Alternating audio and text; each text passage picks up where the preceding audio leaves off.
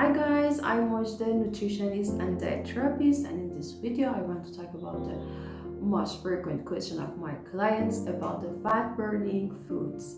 First of all, let me say that so-called fat burning foods are foods that help to increase the body's metabolism or put the body in the state of satiety for a longer period of time, but they don't burn or destroy the fats directly. So let's count them.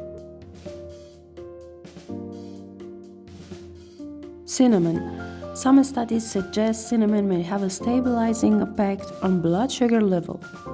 Stir some into your coffee, tea, or on your fruits like apple, or use it for your dessert.